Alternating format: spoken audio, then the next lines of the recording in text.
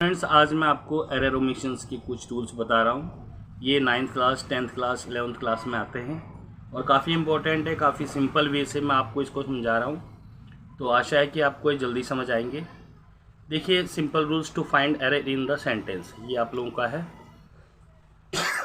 तो पहला देखा, last week I go to school. Second है, when he came to my house I was playing. Third है, yesterday he help me. आपको यहाँ पर इनकरेक्ट लिखना है, यहाँ पर करेक्ट लिखना है। तो अब इस हर लाइन में क्या गलती है ये निकालने के लिए हमें कुछ रूल्स जानने चाहिए। अगर किसी सेंटेंस में आपको yesterday, when, once, ago, did not, had, वो आपकी second form, last week, last month, last year, अगर ये कुछ हो तो आप समझ लीजिए कि ये सेंटेंस पास्ट टेंस में है। तो पास्ट टेंस में अगर सेंटेंस है तो हमेशा क्या होता है, वर्ब की सब्जेक्ट के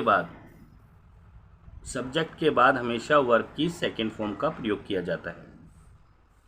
तो सब्जेक्ट के बाद हमेशा क्या होता है, वर्ब की सेकेंड फॉर्म का प्रयोग किया जाता है।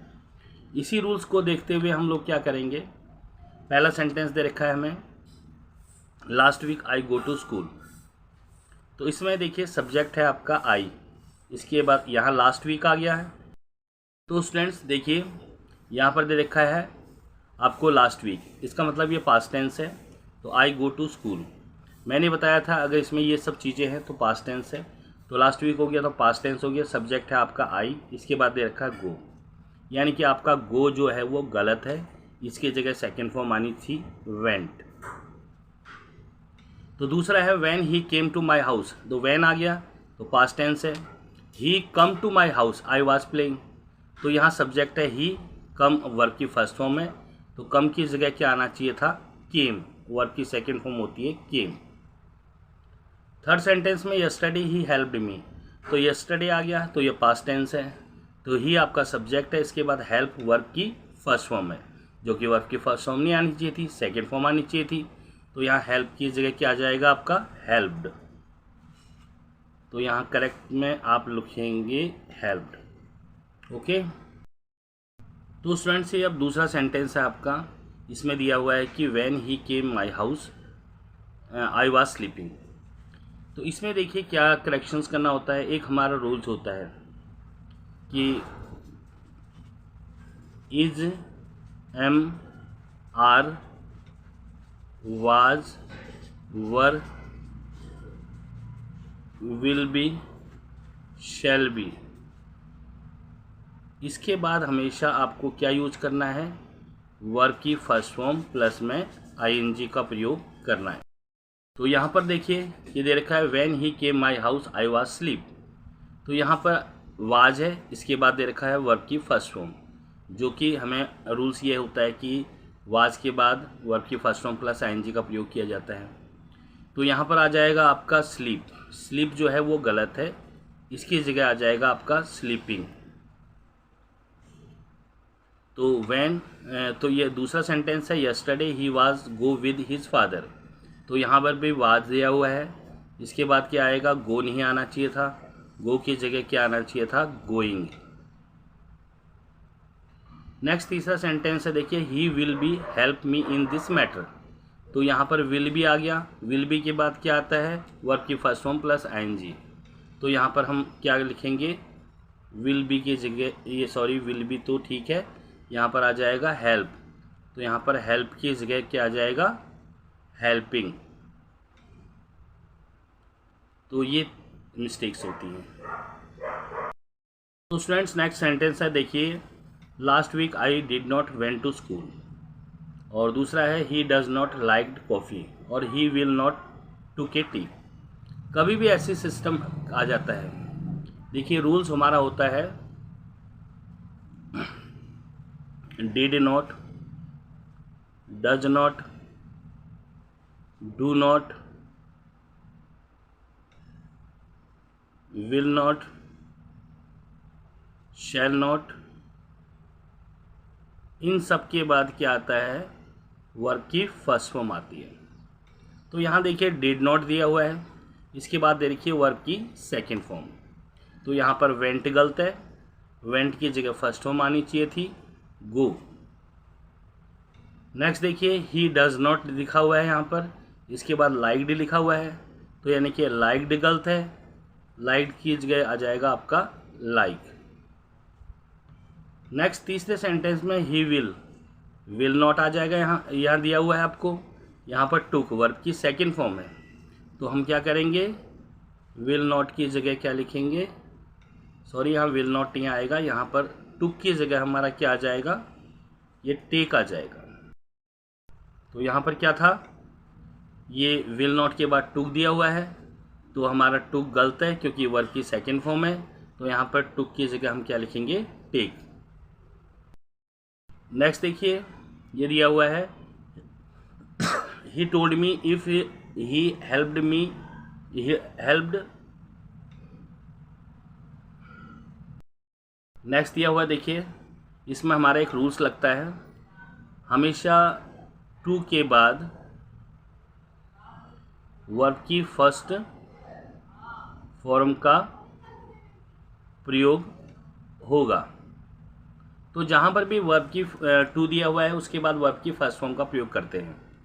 अब इस सेंटेंस, पहले सेंटेंस में last week he wanted to met me, यहाँ पर टू है, टू के बाद देखिए वर्ब की सेकंड फॉर्म है मैट, तो मैट गलत है, मैट की जगह क्या आना चाहिए, वर्ब की फर्स्ट फॉर्म मीट। सेकंड में दिया हुआ है वंस आई डिसाइडेड टू के बाद दे रखा है ये वेंट, तो यहाँ पर भी वेंट नहीं आना चाहिए था, टू के बाद तो वर्ब की फर्स्ट फॉर्म आती है, तो इस वेंट की जगह आपका आ जाएगा गो। नेक्स्ट थर्ड में दे रखा है टू के बाद दे रखा है हेल्प्ड, टू के बाद हेल्प्ड नहीं आएगा, वर्ब की फर्स्ट फॉर्म आ जाएगी, तो इस हेल्प्ड की जगह क्या लिखेंगे हम लोग, हेल्प। तो ये नेक्स्ट रूल्स है, इस रूल्स में हमें क्या मालूम होना चाहिए कि जितने भी मोडाल्स हैं, जैसे शुड हो गया, कैन हो गया, मे हो गया, वुड हो गया, कुड हो गया, माइट हो गया, मस्ट हो गया, तो जितने मोडाल्स आते हैं इनके बाद हमेशा क्या लगती है, वर्ब की फर्स्ट फॉर्म। तो यहाँ पर दे रखा है यू शुड हेल्प्ड, यहाँ पर हेल्प्ड गलत है, इसकी जगह क्या आना चाहिए था, ये हेल्प्ड आपका है, इसकी जगह आएगा आपका हेल्प, क्योंकि मैंने बताया है कि मोडाल्स के बाद हमेशा वर्ब की फर्स्ट फॉर्म का प्रयोग होगा, तो शुड के बाद हेल्प्ड दिया हुआ है। दूसरे में कैन, ये भी आपका मोडाल्स है, इसके बाद टुक दिया हुआ है जो कि वर्ब की सेकंड फॉर्म है, तो यहाँ पर टुक की जगह क्या आना चाहिए था, टेक। नेक्स्ट देखिए अगला sentence, you may went there, यहाँ पर मे आपका मोडाल्स है, इसके बाद वेंट नहीं आना चाहिए था, ये वर्ब की सेकंड फॉर्म है, तो वेंट की जगह क्या आना चाहिए था, गो। हमारा अगला रूल्स क्या है, कभी भी कोई लिविंग थिंग्स होती है, लिविंग थिंग्स यानी कि सजीव, जिनमें जान होती है, उसके लिए लगता है आपका हु, और जो नॉन लिविंग होती हैं, नॉन लिविंग यानी कि निर्जीव, उसके लिए लगता है विच। अब सेंटेंस दिया हुआ है दिस इज द पेन, देखिए किसके बारे में बता रहा है, वो पेन के बारे में। यहाँ रखा है हु आई बॉट यस्टरडे, इसका मतलब ये हुआ कि ये जो पेन है इसके लिए इसने हु यूज़ किया है, जो कि पेन आपका निर्जीव है, तो इसलिए यहाँ पर मिस्टेक्स है, हु की जगह क्या लिखेंगे आप, विच। नेक्स्ट देखिए this is the girl which is my relative, यहाँ पर गर्ल्स के लिए यहाँ पर उन्होंने विच का यूज किया है, जो कि गर्ल जो है वो लिविंग थिंग्स है, तो यहाँ पर क्या आ जाएगा, विच, विच की जगह क्या आ जाएगा, हु। नेक्स्ट देखिए स्टूडेंट्स, ये दे रखा है आपको आई शैल बी हेल्प्ड हिम। एक रूल्स हमारा होता है, अगर कभी भी कोई मोडाल्स आ जाए उसके बाद बी हो, तो हम वहाँ पर किस चीज़ का यूज़ करते हैं, वर्ब की थर्ड फॉर्म का प्रयोग करते हैं। तो यहाँ पर देखिए क्या गलती है कि आई शैल बी हेल्प हिम, तो यहाँ पर शैल बी आ गया, मोडाल से ही आपको मैंने पहले बता दिया था मोडाल्स कौन कौन से होते हैं, तो शैल बी आ गया। इसके बाद हेल्प नहीं आना चाहिए था, यानी कि ये वर्ब की फर्स्ट फॉर्म है और यहाँ पर थर्ड फॉर्म आनी चाहिए हेल्प। दूसरे सेंटेंस में he can be sold, can be आपका मोडाल्स है, इसके बाद वर्ब की थर्ड फॉर्म दे रखी है, तो ये तो बिल्कुल ठीक है।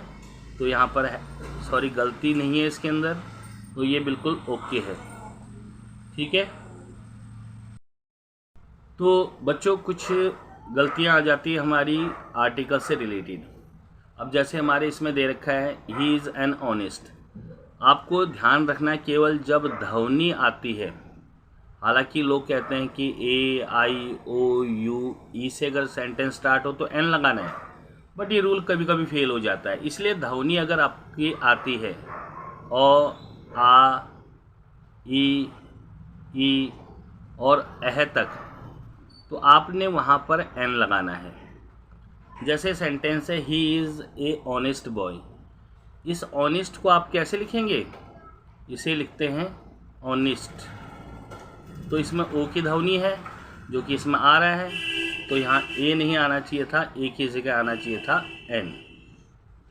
अब देखिए यहाँ पर दे रखा है ओल्ड लेडी, आई सा ए ओल्ड लेडी, तो ओल्ड के लिए भी ओ आ रहा है, ओल्ड आ गया, ओल्ड में ओ आ रहा है, तो यानी कि इसी के अंदर ध्वनि में आ रहा है ये, तो इस ए की जगह क्या आ जाएगा, आपका एन आ जाएगा।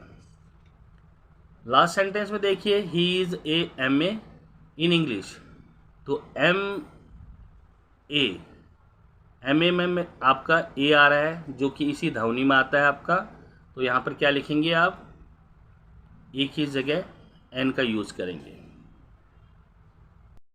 तो बच्चों कुछ सेंटेंस ऐसे होते हैं जिसमें सुपरलेटिव डिग्री, कंपैरेटिव डिग्री या पॉजिटिव डिग्री होती है, उसको भी सॉल्व करने का, गलती का पता लगाने के लिए हम क्या करते हैं, कभी भी किसी में देखिए हमारे पास एक होता है स्मॉल, स्मॉलर और स्मॉलेस्ट, ये आपकी पॉजिटिव डिग्री है, ये आपकी कंपैरेटिव डिग्री है और ये आपकी सुपरलेटिव डिग्री है, सुपरलेटिव डिग्री। तो बच्चों कंपैरेटिव डिग्री में ई आर लगता है, सुपरलेटिव डिग्री में ई एस टी लगता है। ये ऐसे ही कई बार क्या होता है, जैसे यूजफुल हो गया, इसका मोर यूजफुल होता है,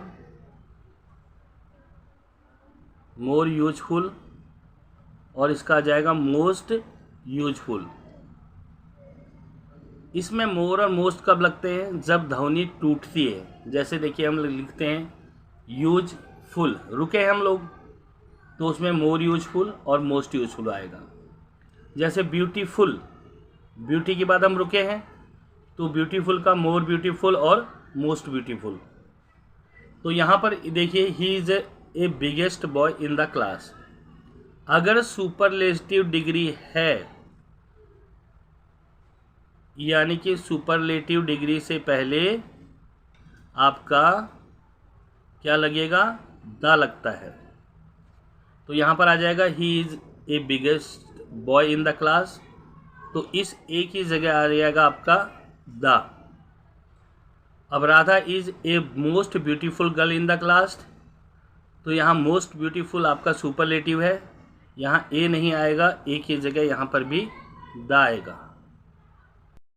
तो नेक्स्ट हमारा स्टूडेंट्स ये है he said coma inverted coma. तो एक चीज़ ज़रूर ध्यान रख लेना, जब भी कोई सेंटेंस कोमा के अंदर आता है उसमें प्रेजेंट टेंस का नियम लगता है। प्रेजेंट टेंस का, पास्ट का कोई भी वर्ड्स नहीं होता उसमें, जैसे was, were, had, did not, ये बिल्कुल नहीं आएंगे।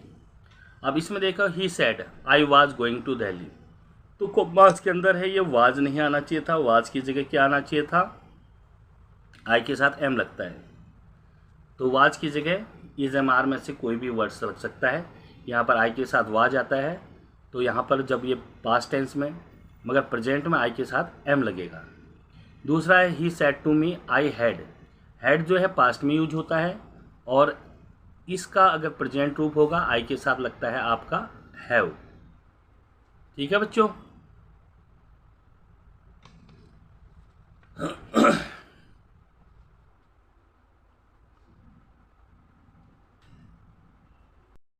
और मैं आपको आगे भी ऐसी ही वीडियो लाते हुए दूंगा। ओके।